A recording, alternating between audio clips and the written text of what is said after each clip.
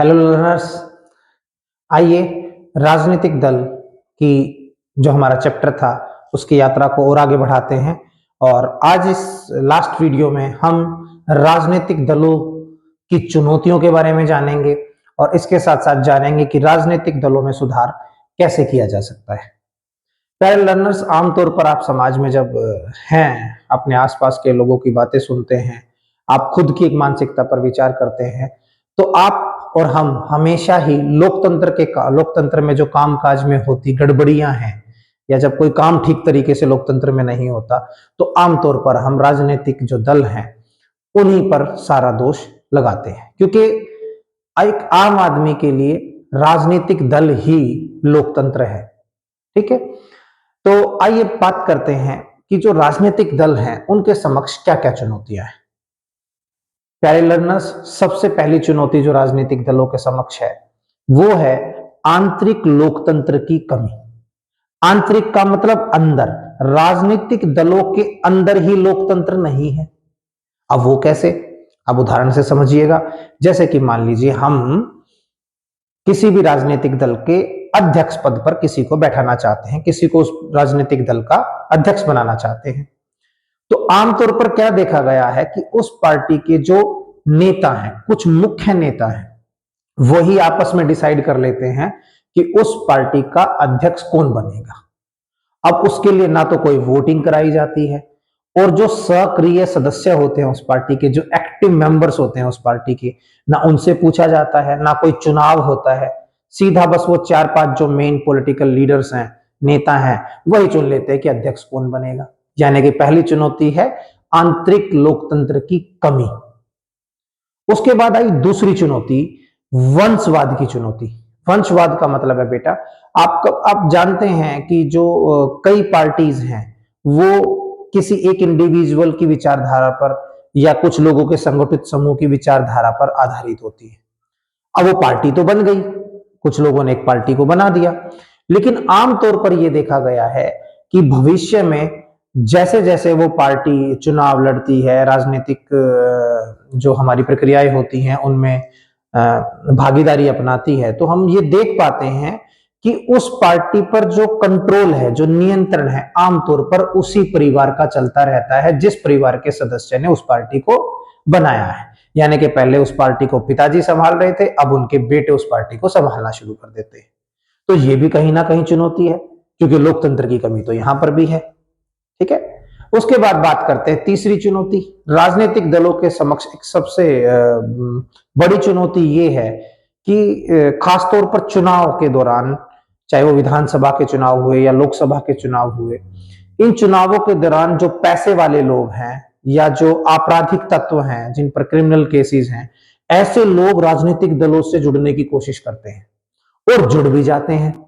और राजनीतिक दल कहीं ना कहीं अपने प्रचार प्रसार को करने के लिए जो खर्च है, जो पैसा उन्हें चाहिए अपनी एडवर्टाइजमेंट करने के लिए, वो पैसा पाने के लिए इन लोगों को अपने राजनीतिक दलों से जोड़ भी लेते हैं। तो ये भी कहीं ना कहीं चुनौती है, क्योंकि अगर कोई बड़ा बिजनेसमैन या कोई आपराधिक व्यक्ति किसी दल से जुड़ता है और जब वो दल सत्ता में आएगा तो जाहिर सी बात है वे लोग उस दल के कार्यक्रमों को और नीतियों को भी प्रभावित करते हैं।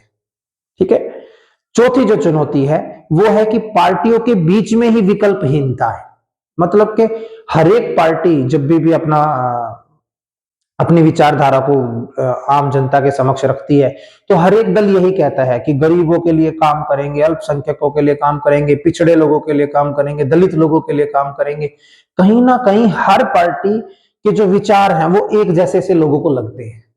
तो जब सभी पार्टियां एक ही काम करने वाली हैं तो अलग अलग पार्टी क्यों बना रहे हो भैया, एक ही पार्टी बना लो, है ना। तो ये क्वेश्चन मार्क कहीं ना कहीं लगता है। तो राजनीतिक दलों के समक्ष 4 चुनौतियां हैं। पहली, आंतरिक लोकतंत्र की कमी। दूसरा, वंशवाद की चुनौती। तीसरा, पैसे वाले और आपराधिक तत्वों की घुसपैठ। और चौथा है पार्टियों के बीच में ही विकल्पहीनता, सबके विचार एक जैसे। ठीक है, तो राजनीतिक दलों की ये 4 चुनौतियां हैं। अब बात करते हैं कि इन चुनौतियों को दूर करने के लिए क्या क्या कदम उठाए गए हैं और क्या क्या कदम उठाए जा सकते हैं। ठीक है, देखिए, अगर हम बात करें कि क्या क्या कदम उठाए गए हैं, है ना, तो सबसे पहला जो कदम है वो है दल बदल विरोधी कानून। 1985 में एक कानून बना। पहले हम इस कानून को समझते हैं। उस समय पर राजीव गांधी जी देश के प्रधानमंत्री थे। कानून क्या था कि भाई अगर कोई भी नवनिर्वाचित व्यक्ति, अभी चुनाव हुए और कोई व्यक्ति एमएलए बन गया यानी कि विधायक पद पर चुना गया, तो दल बदल विरोधी कानून के अंतर्गत अगर वो व्यक्ति जो चुनाव के बाद विधायक का पद पर चुना गया है, अगर वो अपने दल को बदलेगा, अगर वो अपनी पार्टी चेंज करेगा, तो उसे क्या करना होगा?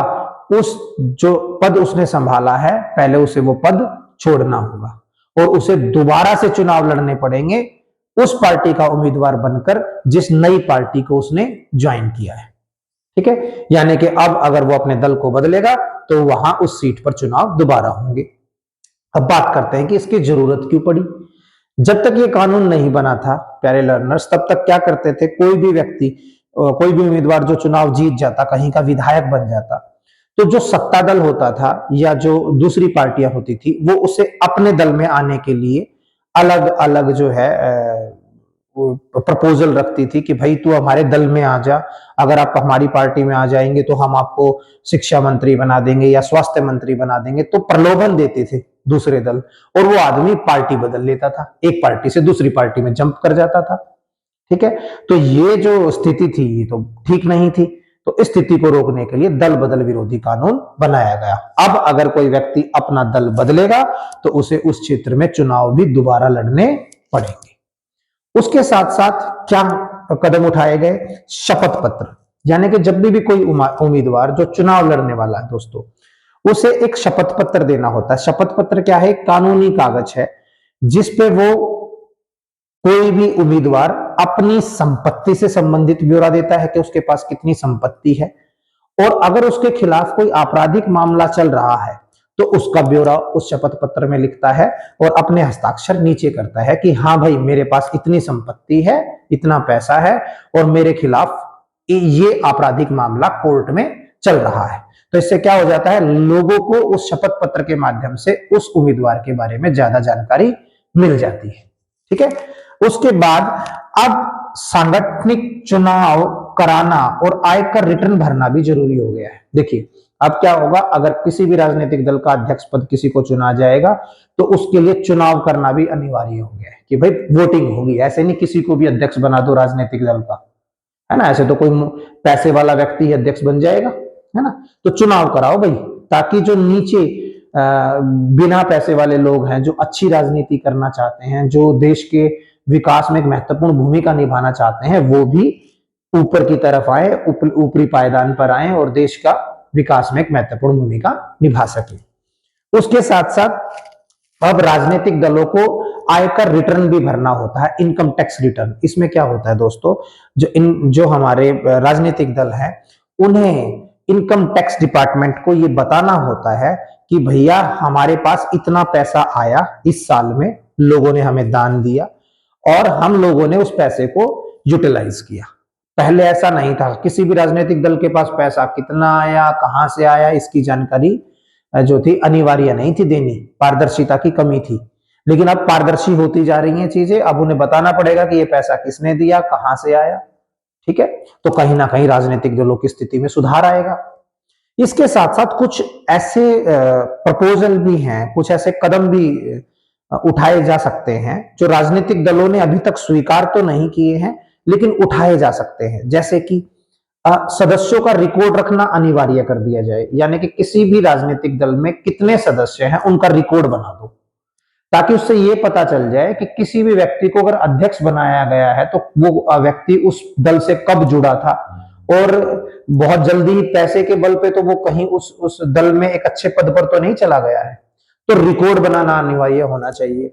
उसके साथ साथ क्योंकि महिलाओं को राजनीति में प्रतिनिधित्व कम मिलता है, हम पहले भी चर्चा कर चुके हैं, तो हर एक जो राजनीतिक दल है वो महिलाओं के लिए रिजर्व सीट कर दे कि भाई इतनी महिलाओं को तो हम अपनी राजनीतिक दल से उम्मीदवार के तौर पर चुनाव में उतारेंगे ही उतारेंगे।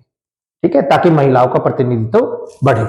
उसके बाद चुनाव का खर्च सरकार उठाए, कोई भी राजनीतिक दल कहीं से भी पैसा ले लेता है ऐसा ना हो। जो सरकार है वही राजनीतिक दल को या तो कैश अमाउंट दे कि भाई ये लो, तुम्हारे दल को पिछली बार इतने मत मिले थे, वोट मिले थे, इसके हिसाब से तुम इतने पैसे ले लो और अपनी एडवर्टाइजमेंट वगैरह कर लो, ठीक है।